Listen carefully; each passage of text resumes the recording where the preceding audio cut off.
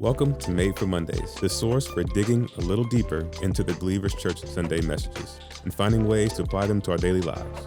Together, let's take a deeper look and find a way to bring Mondays back to life. Hey everybody, welcome to the pod. My name is Heather, and who's with me today? Hey there, Heather. It's me, Jamie. Hi, Jamie. Oh, hey, I'm Lauren. I'm on staff as the NextGen Small Groups Director.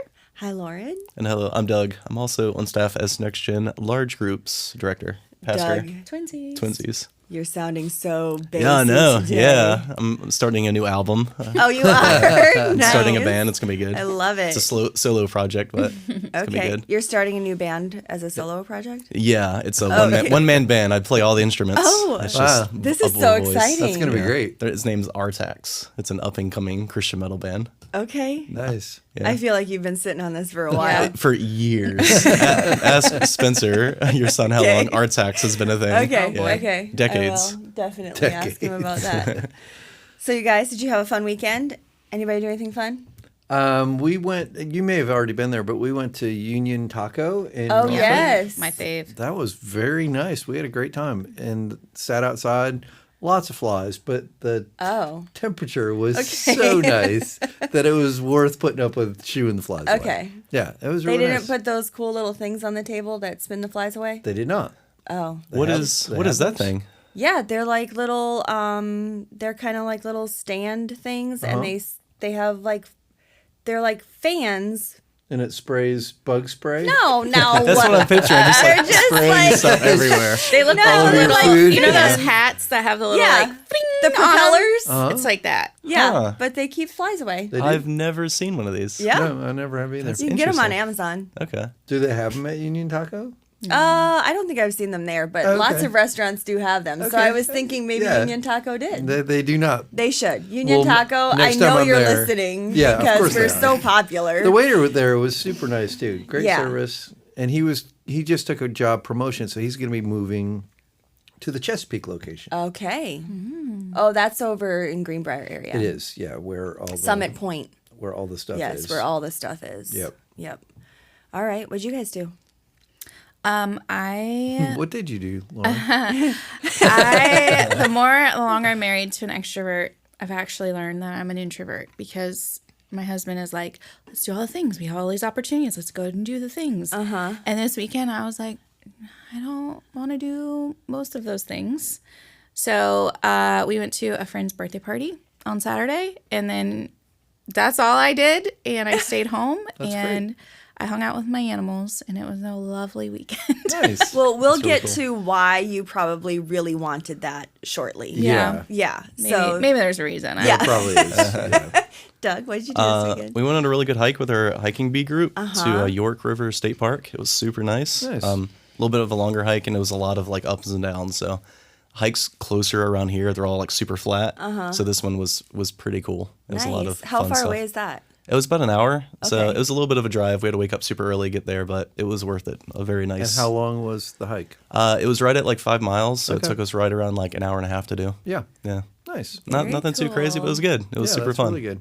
Yeah. Yeah. Nate and I went on Friday. We found, it's not like a hike like that, but we found a new trail up past Williamsburg. So we took the ferry, which is one of the fun things we like to do on our Friday dates, and took the ferry up to Jamestown. And then just past there, we found a new trail that's called the Powhatan something trail. And it's a 2-mile trail. That's cool. So if you did it and then back to where you started from, Okay, we so got it's not 4 a loop. miles in. It's It not is a loop. not a loop. Okay. We found that out. That's funny. But it was, I kind of figured it wasn't. So anyways, so we got 4 miles in, but Nice. it was nice and wooded. So it was shaded the whole Yeah. time. That sounds great. Yeah, it was wonderful. And we actually stopped by a little place that was a like coffee shop and stuff, and got sandwiches and had a nice outdoor area. It was Nice. very fun.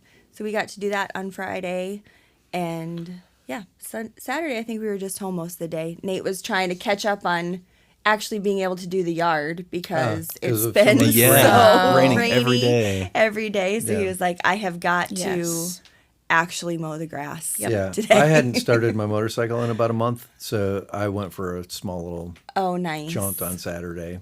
Where'd you go? Not far. Hour and a half. I don't know. I just kind of wandered around, ended up at the Veteran Cemetery, checked where my uncle was just buried, and then came back down Kings Highway and 17 and whatever. So Nice. not far. Yeah. Hour and a half-ish. But it was nice to be out, and it was just such a beautiful day. Such a beautiful day. So, Yeah. Yeah. So good.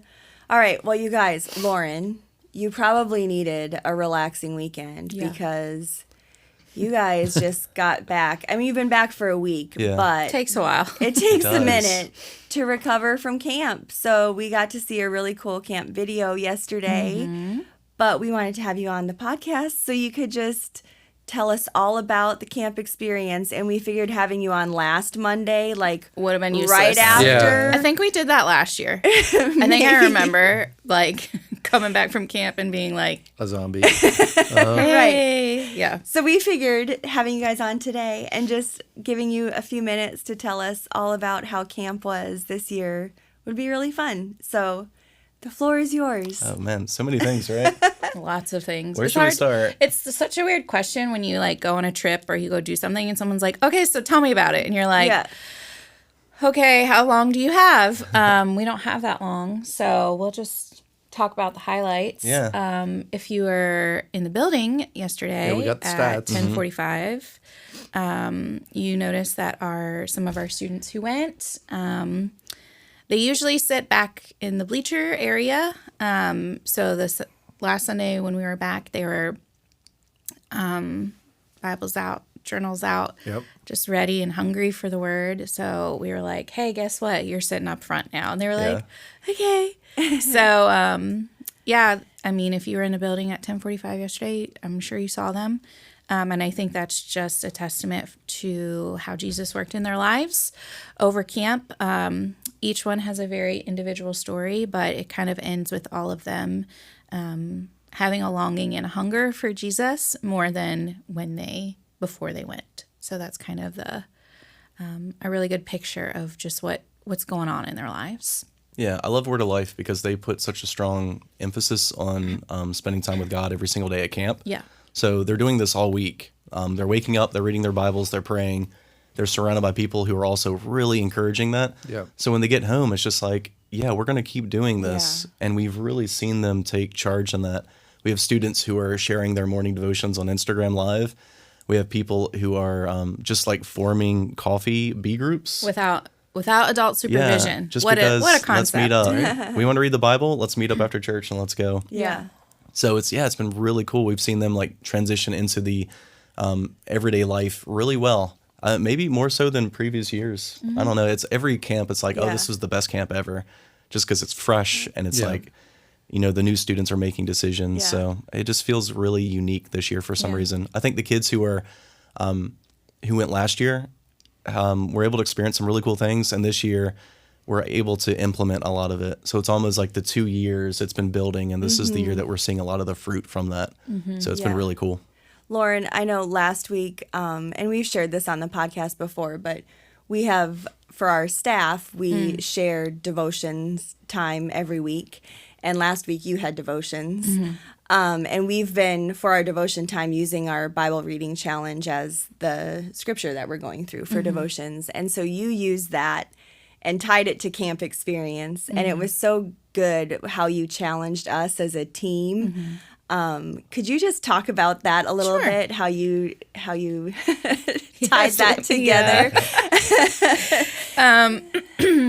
Yeah. So last week we were doing Luke 6 and 7 as our Bible reading challenge, which I just feel like when you get to like the middle of the Gospels, when you're asked to like, all right, pick out something from there and talk about it, you're like, one thing? Like, I just feel like there's so Yeah. much. It's just dense and compact. But kind of what stood out to me was the very end of 8 where Mary anoints Jesus' feet with her alabaster jar. And it's a very like bold, kind of uncomfortable declaration where the disciples and the Pharisees are like, whoa, what's going on here? This is kind of weird.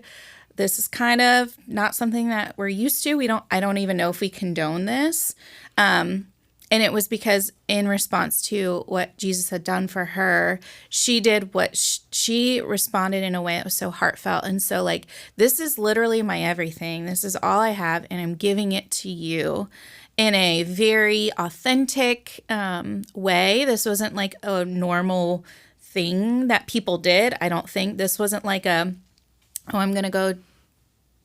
wasn't like a formula that people maybe have responded in worship before. And instead of Jesus being like, okay, that's enough, or like, yeah, but I know what you're going to do and you're probably going to mess up again, he like praises her and honors her for her response in that. And that just kind of stood out to me because that's kind of how I think our students are experiencing that same kind of response to just encountering Jesus authentically. So their response is just this pouring out, this hunger, this longing, this alabaster jar response. And our job, and like Doug said, like every year from camp, we're like, oh, this is the best camp ever. Like they talked a lot about like the camp high at camp, which I think is really good. Yeah. But it's not our response to be like, yeah, camp is great. Of course, they come back, they're on fire. Wait 3 months and we'll see. That's not our job. Our job is to foster that response with them, is to come alongside of them and honor them and do what we can in our power to just facilitate that and to be inspired by it. I brought my Bible and my journal to a Sunday service for the first time in a very, very long time yesterday because our kids are leading the way in that. So yeah, I just think our job is not to be cynical, not to be like, yeah, we'll see, but actually to just let Jesus work and to come alongside of them in that. Yeah, so it's good. It's cool. It's really encouraging. We actually we had some really good response times from the leaders at camp too. So we had our own like times of sharing and devotions and prayer and stuff. And those were really powerful too. It's really cool. I think we left camp with some like newfound friendships and relationships, even from a leader standpoint. Yeah. Which have like trickled over into real life too. So lots of good accountability and following up with each other and reading and just encouragement. It's been really good across the board. So leaders all the way down to like the youngest student was really changed after camp. Yeah, that's really great. Thanks for sharing that, guys. Yeah. And I think we'll probably have some more NextGen stuff that's going to filter into our conversation today. And our conversation today is going to be a little bit different than our format that has been for as long as we've been doing the podcast. But I think that that's just, it's going to work well because our Bible reading and the message and then just kind of what's going on with current events right now just all really ties together, I think. So, Jamie, you opened the message yesterday with a couple of really profound quotes and some just kind of gut punches, really. Yep. So I just want to repeat those for our listeners today. So the first one was from Christopher Hitchens, and he said, "Religion poisons everything." Yeah. And then Bill Mayer said, "The plain fact is religion must die for mankind to live. The hour is getting very late to be able to indulge in having key decisions made by religious people." So, yeah, like, can you just set a little bit of the stage as to, like, why you chose those for the intro to this week's message? Yeah, why did I choose those as the intro? Well, just because of the focus of where I was going to end up with the message. So Philemon, that the letter itself, has been widely criticized for Paul's apparent stance towards slavery in it, encouraging an enslaved person to go back to his owner. And I mean, on the surface, it just looks terrible. But of course, as you dig a little deeper, as we did in the message, you kind of unpack all that stuff. But there's all of this, there's all of this negative, like the church has a really bad PR problem. And I wanted to point out that while we do have we kind of have a PR problem, we have to own the problem. And like we can't expect, like as we're going to talk about, outrage about all the things that are going on out there in this very secular world that is getting more secular every day. Ask Doug. Yeah, just out those. It's not a window in this room. Yeah. But. So, it's getting more and more secular all the time, and we're decrying where it's headed, and, we're anxious and fearful and angry, and we're protesting and boycotting and all of these things. Meanwhile, right in our own front yard are all these problems. And yet we're yelling about the problems out there and really overlooking the obvious problems that we have right here. And so, like, I've actually written in the outlet about that recently too, about the speck and the log and all of those things, because it's on my mind a lot because I'm seeing so much of it. We're so angry about what's happening. Meanwhile, we're ignoring what we're actually doing. And so I wanted to point out the obvious. Like, there's a lot of people in the world who have a terrible view of Christians, and it's not because they hate Christians. It's because Christians have given them lots of reasons to dislike Christians. Right. Yeah. So you even brought up a study that was shared. So it was a poll that was done that asked do you believe that religion has done more harm than good? And that poll question was asked in many countries in the West. So they were all Western nations from Australia, Western Europe, and the United States. And interestingly, the lowest was the United States. 39% of Americans believe the church does more harm than good. 61% of Britons believe that. I didn't mention this, but in Australia, more than 80% of Australians believe that. And that's where we're heading. Like, they're more post-Christian than we are. Right. So that's why I said, 3-5 years from now, we'll probably match the Brits. And who knows, maybe a decade from now, we'll match the Aussies, Yeah. The prevailing view of the West is the church is a problem, not a part of the solution. Yeah. Doug and Lauren, are you reading, sensing anything that, along those lines, particularly in the NextGen? Like, what are you sensing in ministry circles and stuff when it comes to stats with the NextGen? Yeah, so Gen Z is a really unique generation. They're like the most biblically illiterate, but they're some of the most like spiritually hungry for direction. So we have students who want to know truth and purpose and want to find identity in something, but they don't know where to go. So in a lot of their families, like, they don't have good role models. I was actually looking up some stats just before we came in here, and one of their biggest needs is a role model. In a lot of cases, they like their parents, but they don't feel like they could follow their parents' decisions in life because they either don't agree with their stances on things or their social views or whatever. So they're looking for some sort of role model to look to as a guide and as a mentor. So we know they're spiritually hungry, but they're kind of failing when it comes to where to find that. And they're finding their identity and their purpose in all these other areas that are very temporary and always kind of shifting and moving around. So it's a lot of unrest, a lot of anxiety, a lot of just a lot of misdirection when they're looking for who to follow. So yeah, it's so weird.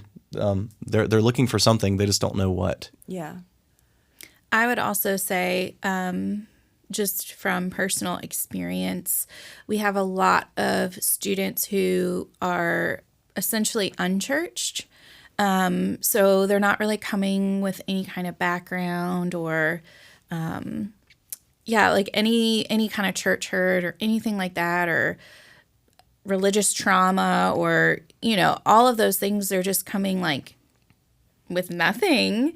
And I think while it's a challenge for a lot of the students that I know personally, because now, they're living with Jesus, but they're also living with their family who isn't living with Jesus. So there's like that tension.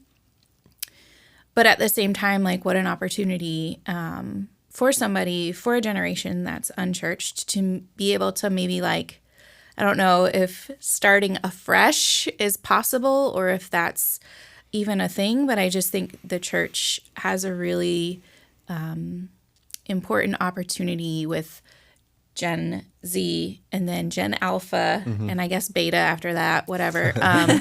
Because the more adults that, you know, are moving away from Jesus, moving away from the church, religion, whatever, I mean, that's going to trickle down into kids, but what an opportunity to introduce them without any of the preconceived notions or any of that to like who Jesus actually is. So I think it's, that's kind of my perspective of it. And there's actually some really cool stats to support that. So for parents listening, the importance of family commitment to something is like huge. And it's shown just in the percentage of kids who remain in the church. So if both parents are faithful in church, like regular attenders, they're plugged in, they're engaging, 93% of their students will remain in the church as well. Wow. That's huge, right? That's huge. And just from family commitment. So yeah, massive. If one parent is faithful and the other one is just not, that drops to 73% of students who will remain faithful. If neither parent is really active, they're attending, but they're not super active, that drops to 53% of students that will remain. And if neither parent is active at all, it's only 6% of students will remain. So like you said, we have kids who are attending camp even, and leaving, and they're super excited about their faith. But then if there's no mentorship, if there's no adult in their life who's coaching them and helping them and guiding them, that's a 6% chance, or 6% chance they will remain faithful. And that's alarming. So it's parents, it's churches, it's people serving in NextGen, mentor relationships, all that is helping students find purpose and identity and something that's more than just what the world can offer. Yeah. So this past spring, our staff had the opportunity to go to Drive Conference with our ICN team, and some of our high impact team members got to go with us too. And we actually had a chance there to listen to John Dixon present this talk that he does a lot, but based on some of the stuff that you shared with us yesterday, Jamie. So will you just share that one more time, the illustration that you shared about from his Bullies and Saints book? So he used a different illustration, but it was very similar. I changed it just because his was longer, more complex. So I just made it a little shorter and a little easier, but the gist of the illustration was, and it comes out of his book, Bullies and Saints, which I highly recommend. It's an excellent book. Heavy on history, but almost borderline apologetics. And it's just an honest look at the highs and lows of church history. Yeah, he doesn't it's hold really back. Good. Yeah, I loved it. So the illustration was basically... like we wouldn't like take a piece, an orchestra piece by Bach and say, well, Bach was terrible because we heard a middle school orchestra butcher one of his pieces. You know, like we can distinguish between the composition of something and the performance of something. And so all of these people who've said all these terrible things about the church doesn't really tell the whole story. And that's kind of the point of his book is, the church has lots of dark spots in their history, but that's not the whole story of the church. And we can't just write off the church as irrelevant or evil or doing more harm than good just because churches are performing the composition of the gospel poorly. And the gospel is beautiful, and when lived out, it's extraordinary. It's just that the way he said it, Jesus, the original piece makes Christians look bad. And I just think that's so true. Like, comparatively, it's pretty, that gives me comfort. We're not as bad as, of course we're not doing perfect, but like, of course we're not going to do it perfect. We're not going to play the piece perfectly.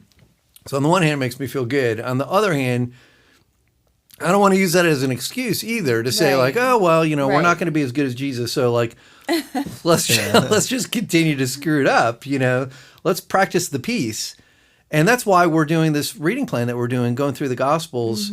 Part of my intention in this reading plan that we're doing this year was simply to spend more time with Jesus, because if we spend more time with Jesus, maybe we'll start to respond more like Jesus would respond to things. And we would be as proactive as he was in areas. And so my thought is, if he's one of our 5 that we spend the most time with, he'll start to influence how we think and how we interact and how we relate to one another, so that we can play the piece, the gospel piece, better and not butcher it like a middle school orchestra. Yeah. My apologies to all of those who are middle school. We love middle schoolers, and you guys are doing a great job. You are, Right. Yeah. But I think they know. They know. Yeah. They're on their way to becoming They are. amazing, Yes. instrumental geniuses. Yes. Yeah. Yeah, and I love the quote that you shared from John Dixon. He said, "We know to distinguish between the composition and the performance. Jesus wrote a beautiful composition. Christians have not performed it consistently well. Sometimes they've been badly out of tune. Occasionally they have played something entirely different. And when people tune to contemplate the original, Christ makes Christians look bad." Yeah. And I was sitting in second service, and when you went over that quote, like audibly around me, and I was right behind some of the students even, like there was like a, Yeah. like it just kind of pinged everyone's heart, you know? And yeah, so that really shaped the development of your big idea for this week, which was the world will change when we behave the gospel and not just believe it. Yeah. So I just want to spend some time sitting in that, because really the rest of the message, you walked us through this really powerful story that we find in Philemon, which you kind of started talking us through at the beginning of the pod. And so, yeah, can you just give us a little Cliff's Notes version of so this? The short version, and it's a short book. So, like spend 5 minutes and read 25 verses, it's worth reading. But the shorter version of the short story is Onesimus was a runaway slave who encountered Paul. He ran away from Philemon after doing something against him. He meets Paul. Paul leads him to faith in Christ and encourages him to go back to Philemon. And then he encourages Philemon to receive him back, to forgive him, and to reinstate him not as a slave, but as a brother in Christ. And it's such a beautiful picture of the gospel worked out in a tense relationship. And that was the focus of the message. Like, we all have those tense relationships. What if we allowed the gospel to transform them the way Paul encouraged Philemon and Onesimus to? And if we could do that, our performance of the composition would be so much better. Yeah. So is there anything to you guys that just stood out in the reading of Philemon this time? I mean, I know this is something that you've read before. This is a story you're both familiar with. But yeah, just this time through, was anything, as Jamie walked us through it yesterday, something that stood out to you? Yeah, I love thinking about it like some letter that we're just kind of eavesdropping on. Yeah. Do you mean postcard? Oh, yeah. I loved how Jamie said that. Really a postcard. Just think of it as a postcard. Yeah, very small. Yeah. And even within that, like you said on Sunday, there's a lot of the context that we don't really know or understand. A lot of speculation has to happen as we explain it. But even the parts that do stand out, it's just a lot of grace and a lot of love and a lot of understanding, which shines through. Yeah. So even in the difficult parts, like you shared, the aspects of like the ancient world's view of slavery and how prevalent it was, there's a lot of like hurt that comes with that, and a lot of unknown. But the things that shine through is love and grace and forgiveness and reconciliation. And I just really, really like that. And I hope that kind of like overwhelms some of the difficulties that a lot of people have when reading it. Like, man, we still have questions. We still aren't quite sure what to do with the slavery aspect of all this, but can we really let the love kind of shine through in a way that just really inspires people to live out our own lives in a way that could be similar to that?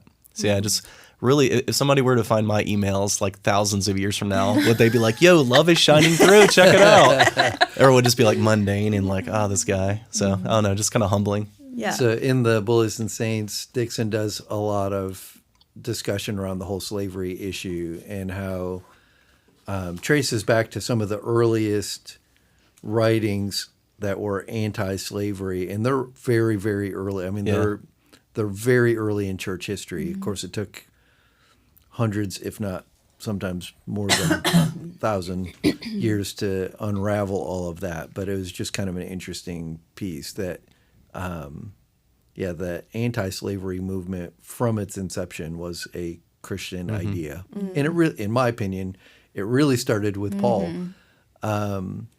So yeah, it's just it's an interesting angle on that.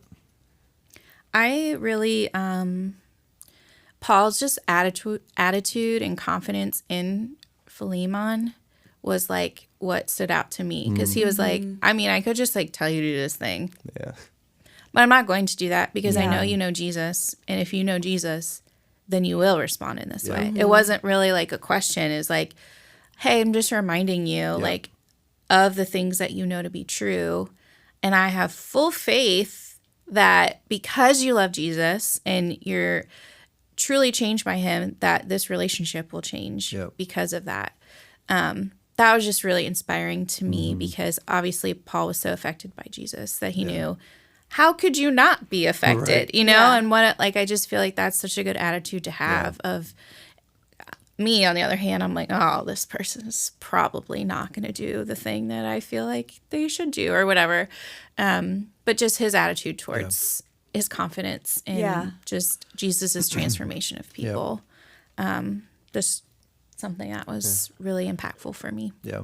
And like the value of that relational collateral, you know, in that, because I think that's something we talk about a lot on the podcast and in staff and even from stage, like building those relationships. Like that's part of, you know, being involved in B groups and being a part of impact teams and having those relationships that you can then have these types of conversations with people where you're like challenging one another, but not in a way that's like coming down hard on somebody, but like building each other up in the faith. So like coming alongside someone like Paul is here and saying like, hey, I know, Doug, I know that you believe this. So like, let's encourage one another to like live this thing out practically. This is how we're going to do this thing.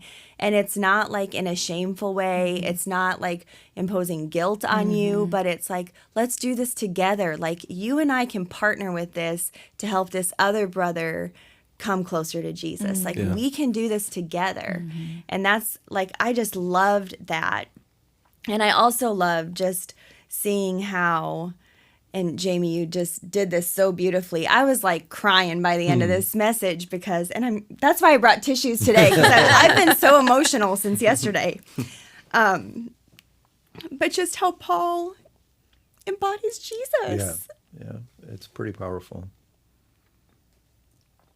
Like, I will repay it. Yeah. When he's in prison. Yes. I know, you're right. He's like not in Paul's an easy in situation prison. himself. Yeah, Paul is already like at the worst point.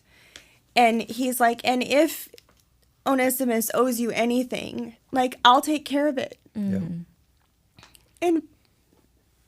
someone else talk because I'm a mess. Yeah, it's good. It's almost like it's the cost of a relationship like that. Yeah. Like if I tell somebody you're doing this wrong, you need to change, and then keep a distance, I'm not doing it right. Right. There's a sacrifice and there's a cost in me being close like that. Yeah. To the point where like I'm willing to carry this burden with you. Yeah. Like you got to make some of these changes in this relationship between you and this other person, but I'm going to be right there with you. Yes. You're not doing this alone. And I love Paul. Like everything he does is communicating the importance of community and togetherness, and it's us doing this as a family. Yep. And that's so powerful. Yeah. It's beautiful. Yeah. And I love too then like tying this into our Bible reading from this week. And I know in the in our notes I put 8 and 9 because we've been on this like 2-chapter a week Yeah. thing, and I don't see it fully when I'm putting this together. But we're actually only in 8 this week. Yep. But still, Lauren, like you said, with this part of Luke, like they're just so full of just richness in this part of the Gospels. So it pairs so well with living out and behaving the Gospels. So you take this picture in Philemon, and then you look at our reading from Luke, and we've got the parable of the farmer and the parable of the lamp, and we see Jesus healing. I mean, there's just so much in here. But did anything stand out in our reading for this week of how we can behave Yeah. the gospel? Yeah, so I love in verses 19 through 21, it's talking about, it's when he brings the followers in as family members, and it says, then Jesus' mother and brothers came to see him, but they couldn't get to him because of the crowd. Someone told Jesus, your mother and your brothers are standing outside. They want to see you. And it sounds like, oh, they're just here to see you, bud. Like, why don't you go talk to them? But he says, my mother and my brothers are all of those who hear God's word and obey it. So he takes this like really cool moment to highlight the importance of the closeness of everybody. And it's cool because I don't think it's like a gateway to entry. Like you obey God's word and then you can be my brother. But it's like, if you are my brother, this is the way we operate as a family together. And we're going to love. And I think Paul displays that, right? Yeah. So, you know, we're brothers in Christ. And as a brother, of course, I'm going to do this for you. Right. And kind of like asking on the other side of the conversation, almost expecting the same thing in return. Because you're my brother, of course you're going to respond this way. And of course you're going to love and forgive this way too. So, yeah, I love that aspect. Like, we're brothers and sisters in Christ, and we should act differently towards each other because of that. Mm-hmm. And that's important. Yeah. Lauren and Jamie, did you have anything that stood out to you guys? The story of the bleeding woman is at the end of the chapter, and that story just impacts me every time I read it. Like, every time I'm like, oh man. But again, like, I don't know if I'm, when you like Jesus keeps showing you the same thing over and over again, you're like, okay, is this a theme?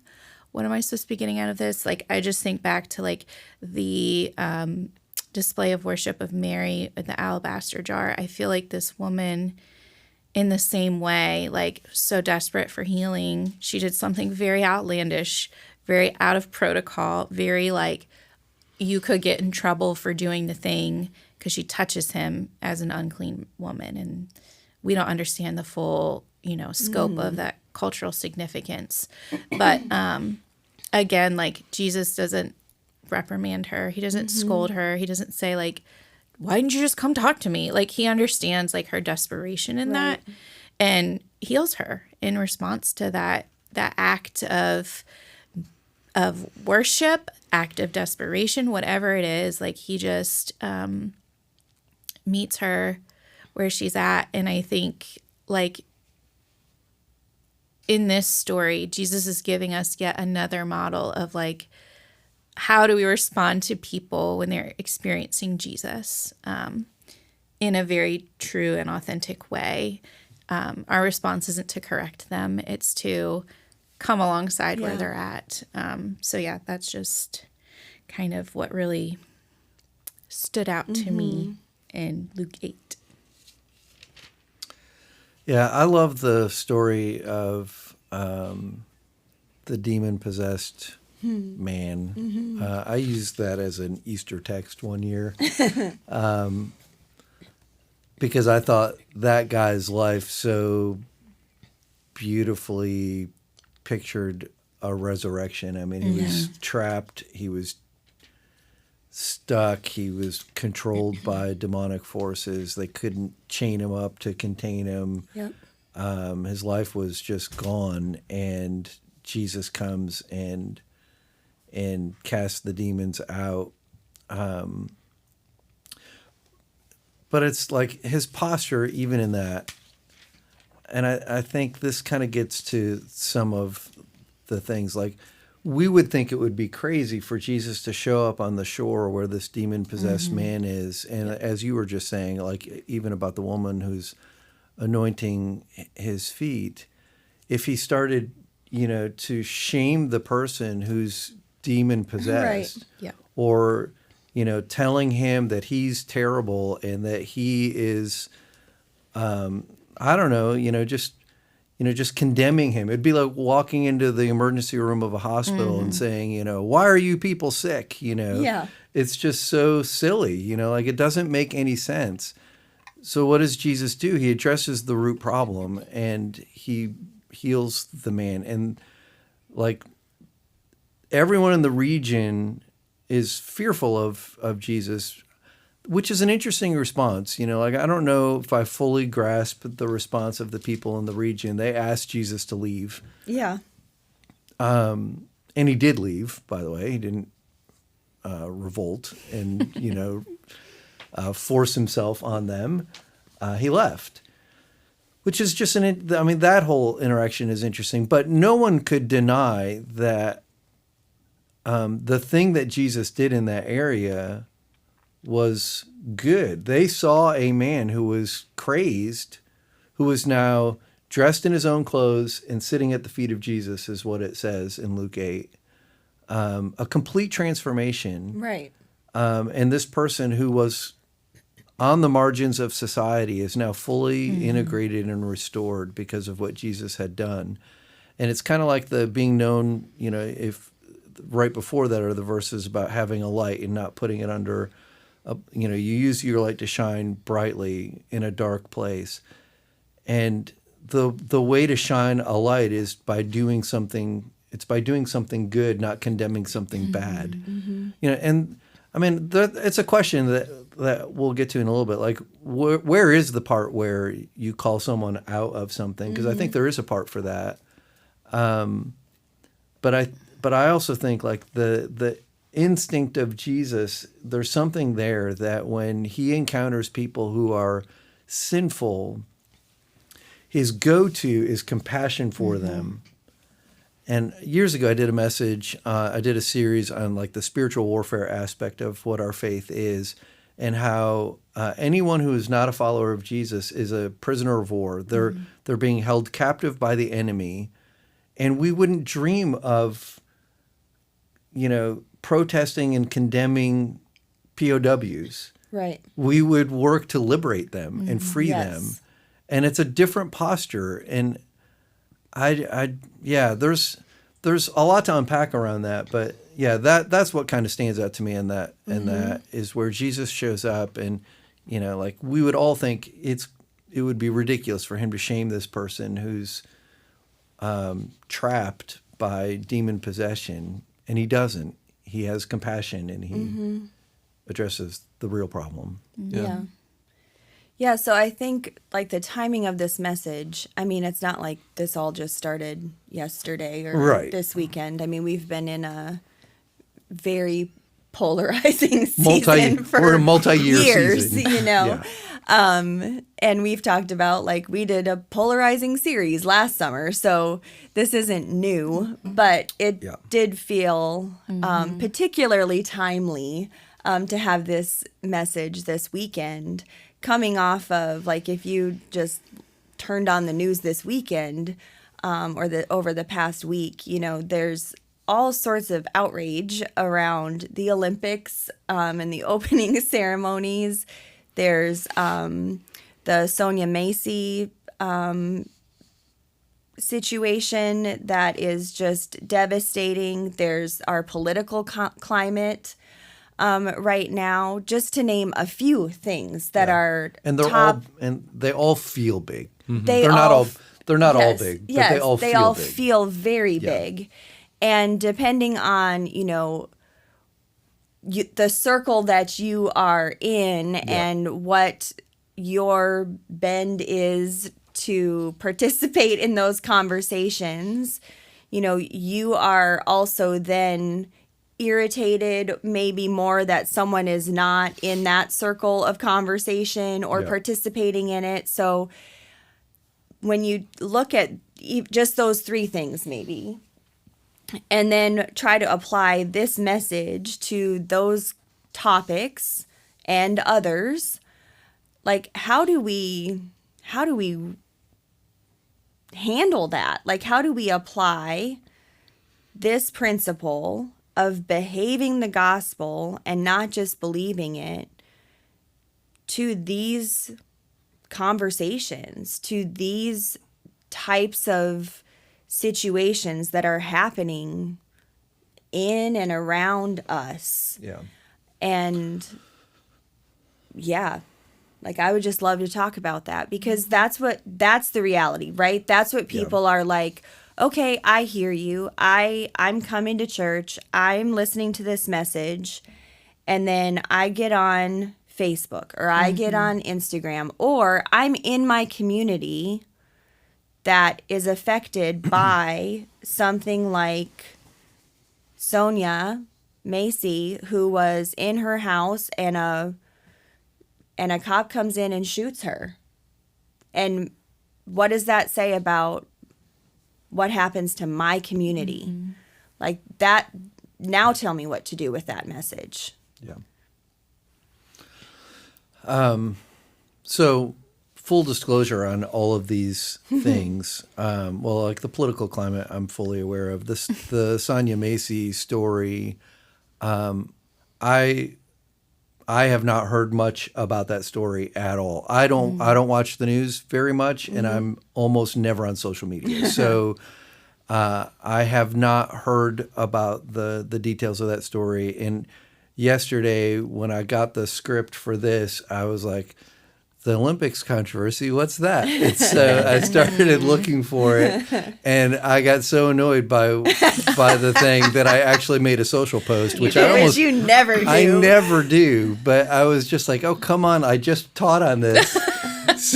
Which is why I put it in the script. Yeah, I was just so annoyed by so much of what I saw.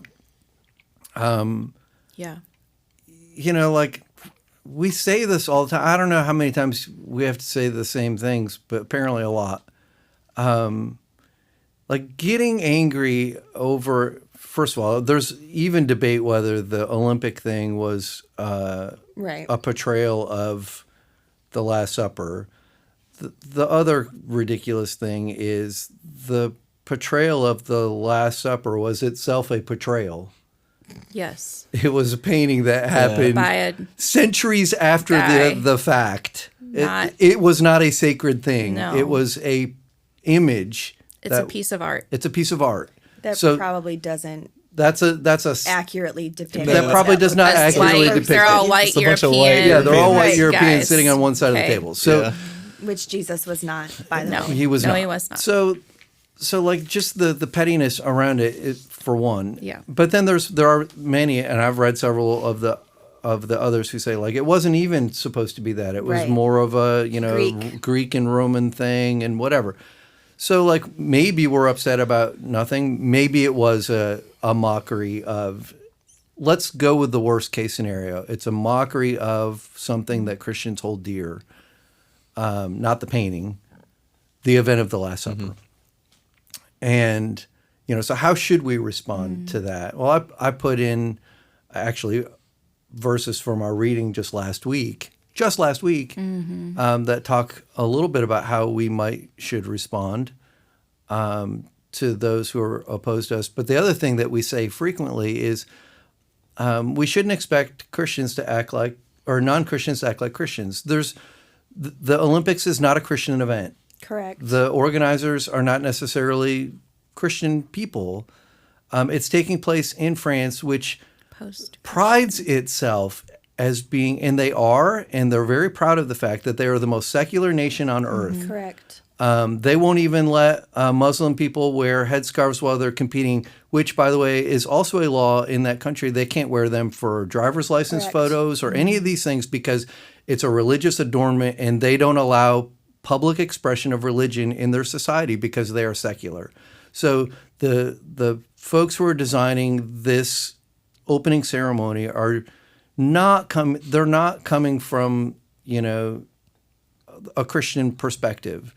And so suppose they mock the heck out of the Last Supper. What should our response be? Well, we shouldn't expect non-Christians to act like Christians. We shouldn't be surprised. We shouldn't be shocked. We shouldn't be outraged. I think, where is the place where we call people out? And someone asked me that.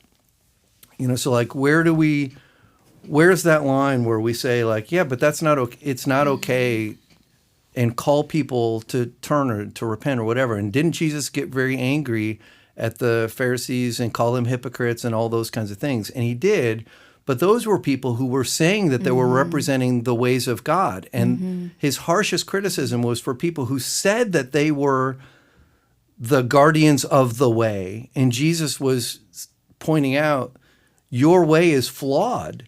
That is not the way. But the designers of the opening ceremony of the Olympics were not portraying to put out a way to God. That's not the intent of it at all. And so I don't think Jesus would have been outraged at that type of expression because it wasn't about leading people to or away from God. Right. So I don't know. So that's my take on the whole Olympic thing. I just think it's a good example of when non-Christians see that type of response of Christians, what's the best way? Go back to Bullies and Saints. He spends a lot of time talking about how the Roman Empire went from pagan to Christian during the reign of Constantine.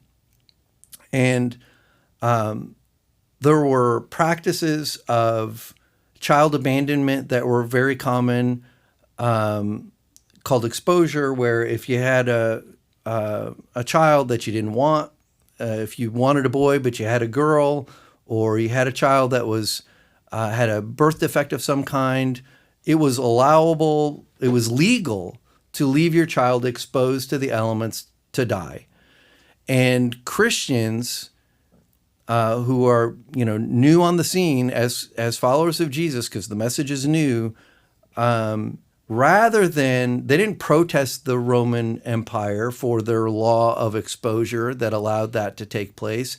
They just started picking up children and taking them home and caring for them and showing dignity, the dignity of life, and people around them started to see that. And it had such a profound impact that Christians were, during one of the pandemics where people were throwing their sick people in the streets to die, Christians were going to those people and taking them to their homes and caring for them until they died, risking their own lives to do that. So it was in these acts of compassion and kindness that turned the heart of an entire empire towards Christ. It wasn't in protesting. It wasn't in, they didn't stone people who were exposing their children. They didn't march around, Caesar's palace. They did what Jesus would have done in that situation, which was care for the vulnerable, and at great cost to themselves. And by doing that over a extended period of time, the heart of an empire changed. It's a remarkable story. And so, if we see something that we disagree with, I don't think the winsome thing is to shout about it. I think the winsome thing is, let's live out the gospel. And that will have a profound impact, because then someone would say, a Christopher Hitchens would come along and say, Christianity poisons everything. And people would respond by saying, no, they don't. Have you seen what Christians, I don't even believe what the Christians believe, but you can't say that they poison everything because they do this and this and this and this. But right now, Christopher Hitchens says religion poisons everything, and say, yeah, they do. I can't even watch the freaking Olympics without the Christians raining on my parade. I personally just have a lot of big feelings, so I won't say too much. But I'm a big Olympics fan. You can ask my husband. He's already over it. It's day 3, and I love it. And I watched the opening ceremony. I was like, ooh, it's time. And maybe this is just a reflection on me and that I'm not very smart, or I don't know. I pick totally up on missed that. it. I was like, Yeah, I didn't see so any great. of it either. Dee-dee-dee, loo-da-da, whatever. Go USA. And that's the other thing, right? I'm If you didn't get on social media, you wouldn't know you're I supposed didn't to know. be mad. I didn't know. So the other thing to that is, what a missed opportunity. So if somebody smarter than I was like, hey, that looks familiar, huh? What an opportunity to be like, hey, that's so cool. Something that's important to my faith is represented here. What an opportunity to be like, hey, do you guys know what this is? It's the Last Supper. Do you know what the Last Supper is? Like, I Yeah. just feel like that's a response of compassion, a response of curiosity, not a, Yeah. dare you? Like, I don't know. That's No, just I actually love that. Like, opinion. what an opportunity to say, oh, if that was a portrayal of the Cool. Last Supper, man, that is such a significant Yeah. moment for me because I'm a Yes. person of faith. Let me explain how Yes. significant that was. Thank What you a, so What a much. beautiful way to respond. Thank you so much for including something that is important to my faith in this very secular ceremony. Yeah. So that A. I'll leave it at that. That's great. B, on my, I don't do the news. It really stresses me out. Actually, what happens is it makes me really angry. I'm a very angry person. If you've seen Inside Out, anger is my control emotion, not joy. Like, anger drives my emotional board. That's not scientific. That's just how I relate to the world. Anyways, so I get really angry. So I just don't. Yeah. If I'm like scrolling or whatever, any political, I'm just like, meh, Yep. meh, meh. Yep. Personally, it's just where I have to live. I did not. My social media feed was flooded, goodness gracious, with this Olympic situation. So I was like, oh, here again, here again, here. I could pull up 50,000 reasons. Right. The only reason I know about Sonia was because a member here who attends, a black man, shared her story. He was the only person. That's my only source of news is social media. I know, again, reflection on me, whatever.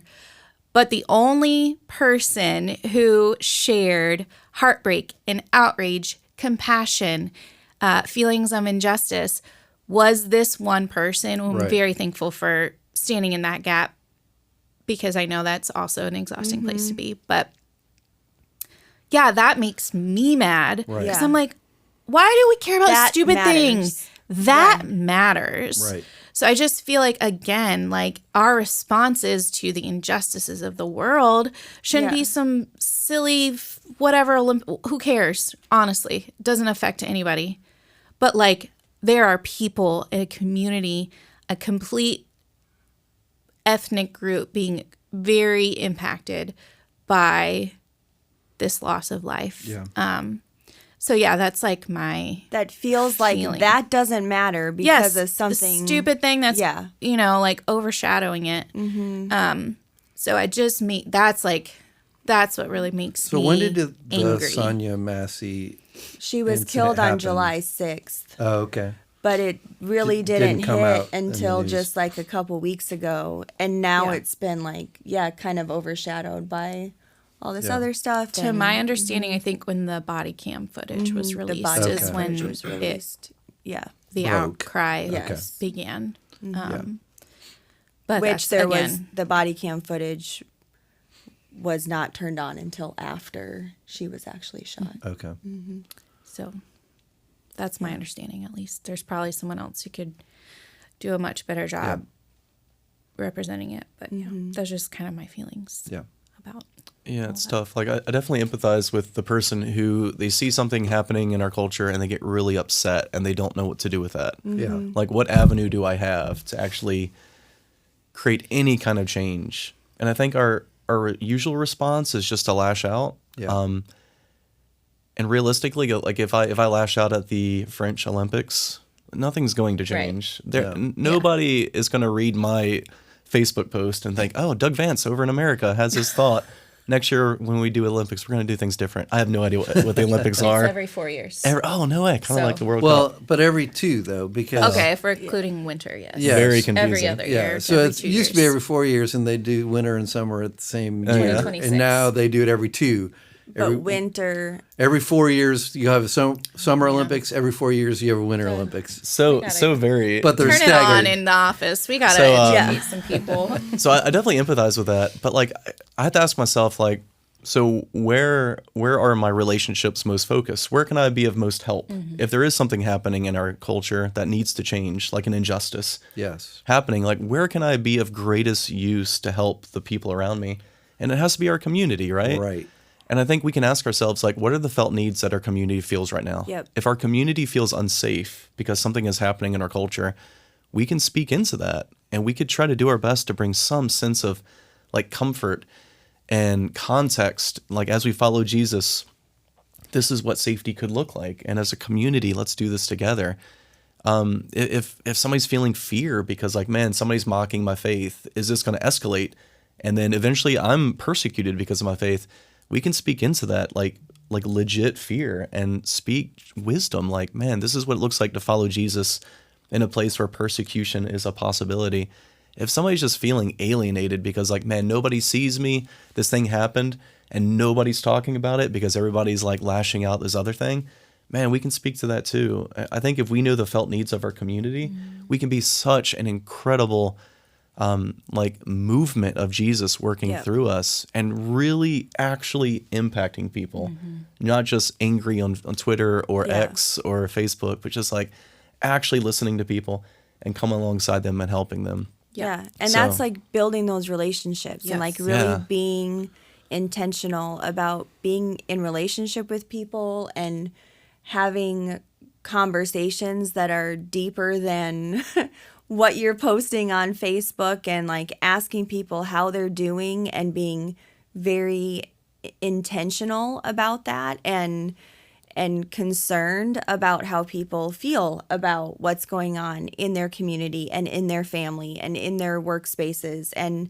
not just, surface level things.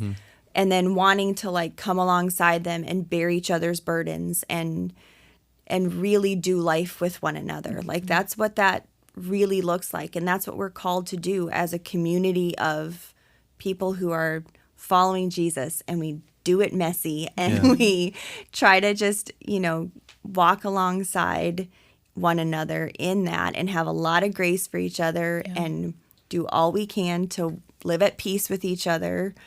I just was going to add just one more thing. So you had kind of 3. Yeah, the political space. Sonia, the Olympics, and the political climate. And I think when it comes to like the political and probably the Olympic, but just in general, like it's just a general thing to say. Like elevating the things that are truly like important. And like I know people are very passionate about politics, and so it feels very important. And there is some impact on how we live, so there's some importance there, but it's not the most important thing.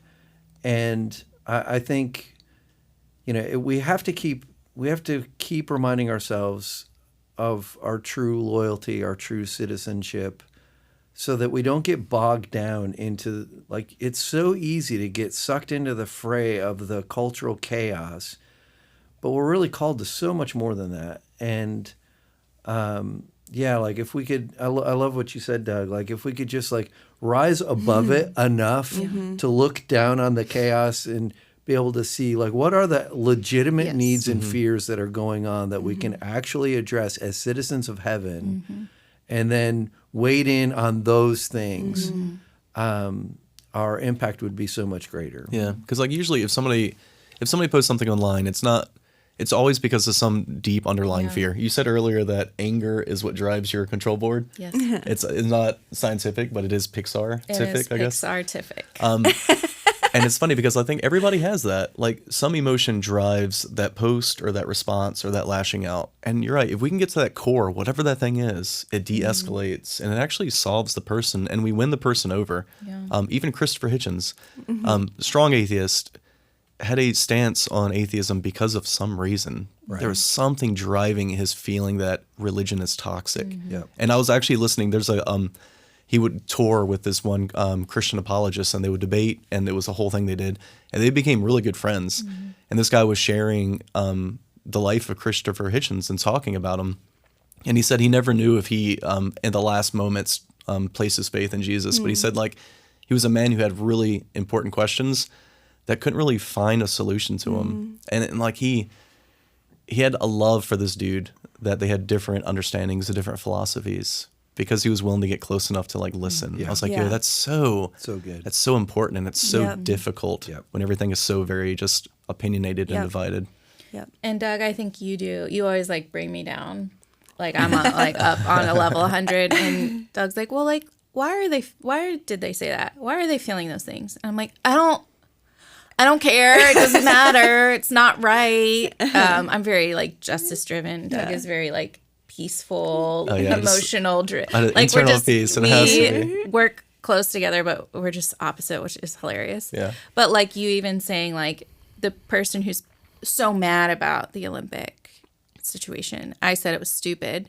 That was not a kind or nice thing for me to say about a legitimate, fearful concern that they might have. Yeah. So like even viewing, like for me, because again, anger is my lens. I still have to use compassion in seeing that perspective, even if it infuriates me. Like, it's not my job just to stand up for the underdog, which it is, but also, like, having compassion for those viewpoints that might initially just, like, make me real irritated. Like, that's, you know, like, still being kind and compassionate with my perspective and my viewpoints. Of where maybe they're coming from is also important. So thank you for helping me. Look at that. We did it right here on the pod. Yay. Way to work it out, works. guys. That's great. So good. And with that, we're all out of time. Yeah, we are. So we hope that you guys will join us as we continue our Extraordinary Nobodies series this Sunday. We'll be on campus at 9 and 10:45, but you can always join us right here on YouTube at 1 o'clock in the afternoon. But thanks for being here, friends. Go and be love.